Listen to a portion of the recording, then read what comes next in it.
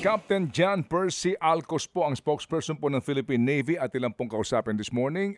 Kapitan, magandang umaga po. Sir Ted at Ma'am Chacha, sa ating mga pinakamamahal na kababayan, isang magandang Navy morning po sa ating lahat. Yes sir, happy Navy morning. Kapitan, ito lang po, ito hong sinasabi, bagamat wala pa ho yatang official request sa inyo ang DOJ, no? Yung pong pag-alam kung totoo yung kwento na meron daw po mga itinapo na mga labi sa Taal po, sa Taal Lake, no? At umano ay tinalian po ng sandbag bilang palubog. Sa inyo pong mga technical divers, pinag-uusapan na ba kung gaano ito kakomplikado na proseso na kanila pong gagawin?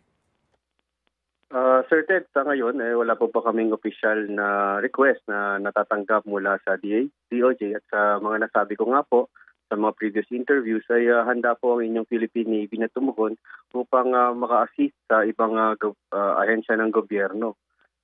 With regard to your question po, marami po tayong challenges at maraming mga factors na kailangan natin i-consider. Ang numero uno dyan, siyempre, ang lalim po.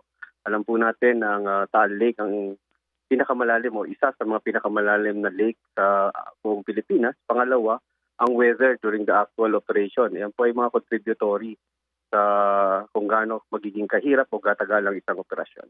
Ayun. And then, sir, meron ho bang reported na current sa ilalim po ng lawa? May ganun ho ba dyan? Ano po ba ang istorya nito kung meron na ho kayong ginawang research tungkol dyan?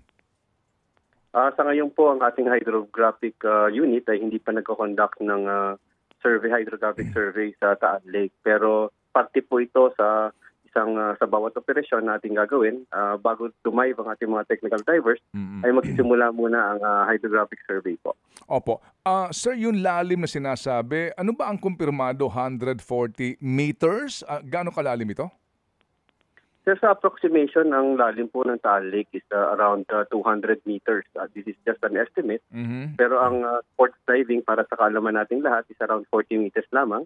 Ang technical divers ay nakakaabot ng mga 100 plus meters po.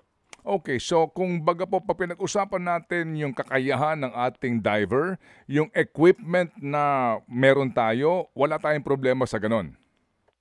Kung masyado naman pong malalim sa ating mga technical divers, parang alamin mismo kung nandoon nga ang mga labi ng mga alleged na nilaglag doon ng mga katawad po, meron tayong mga ibang kagamitan tulad ng mga side scanners para malaman kung merong mga bagay na nasa ilalim na hindi naman dapat nandoon.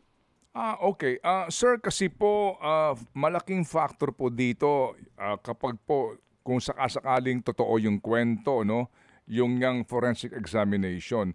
4 years na po ito halos magmula ng mangyari ang aligasyon na doon itinaapon. Considering po na tubig ito, bagamat freshwater, nakailang putok na po ang Taal Volcano, meron hong, siyempre, yung sediments niyan, di ba, yung abo na ibinaksak sa lawa, eventually ito'y bababa sa bottom. Yung pong ganun mga factors, ano po sa tingin po ninyo? Napag-uusapan na ba ito ng mga divers ninyo kung gaano nga ito kahirap at kung meron ba makikita talaga ng mga labi doon kung totoo man? Sir Ted, we don't want to speculate kung ano yung status ng mga labi na kung nandoon man sila. Pero focus kami ngayon, sir, sa conduct ng actual diving operations. Doon tayo nagpe-prepare ang ating mga technical divers from the Naval Special Operations Command and the Naval Combat Engineering Brigade. At tinitingnan nila kung ano yung mga magiging challenges pa or obstacles sa pagkandak ng itong operasyon na ito. Okay, sige po. Kasi ngayon po naman, alert level 1 po lang yata ito. No? Kumbaga, normal ang sitwasyon. Sa ngayon ho, kahit na wala pang formal request ang DOJ dito, magte-testing na po mga divers nyo to check on the area?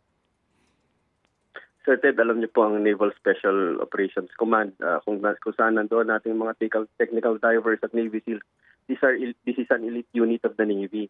On very short notice, sa pinakamabilis na panahon, ay madali natin silang ma-deploy. Okay, pero ngayon po wala silang kumbaga testing muna, wala nang ganun. So sorry po, medyo just curious lang po. Parang bang bata na gusto mong tanong. Oo. Sa ngayon po, sir, Wala pa po dahil wala Okay. pa po tayong formal na request. Pero po, bihasa ang ating mga divers Mm-mm. sa kahit anumang parte ng bansa. Okay, sige po. May pahabol na po tanong si Chacha. Yes po. Captain, may nabanggit po si DOJ Secretary na posible tayong humingi ng, kung magtutuloy man po itong pag-dive po ng ating Philippine Navy, maging ng PCG dyan sa Taal Lake, posible daw tayong humingi ng tulong mula sa ibang bansa. Ang gagamitin is the submersible remote robots.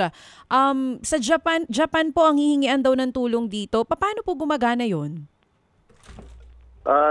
Ma'am Cha, actually on the actual operation of the drone, hindi ko po yan may detalye. Ang bansa na nagmamay-ari niyan lamang ang pwedeng magdetalye kung paano siya ino-operate. Pero napakaganda po ng ating pakikitungo sa Japanese Maritime Self-Defense Force, especially itong mga huling taon. Kaya hindi po malayo na tutulungan nila tayo sa mga ganitong operasyon. Okay, sige po. So sir, salamat po Captain John kasi alam niyo ho, kami po ay nananalig na may katotohanan sa kwentong ito at may kahihinatnan talaga mabuti para po sa usapin po ng katarungan, hustisya nga po at kapanatagan ng loob ng mga pamilya po na sinasabi nga pong mga nawawala ngayong sa bungero. Salamat po, Kapitan. Maraming salamat po, Sir Ted. Maraming salamat po, Ma'am Cha. Sa ating mga kababayan, maging panatag po ang ating kalooban. Nandito po ang inyong Philippine Navy upang tumulong sa inyo. Anumang araw, anumang panahon. Yan ang ating Philippine Navy. Salamat po, Kapitan. Si Captain John Percy Alcos para po sa ating pambansang hugpong pangkatihan. Ande pandagat pala. Ang Katihan Army. Sorry po! Yan. Tao Sorry naman, lang. tao lang. Diba? Oo, yung pala yun. Pangkatihan yung Army. Yung pinakamalalim na tactical divers that we have, hanggang 100 meters lang yung kayang Hindi sisilip. kaya pa daw, over. Sinasabi niya Kung 100. sakasakali. Oo. O sige.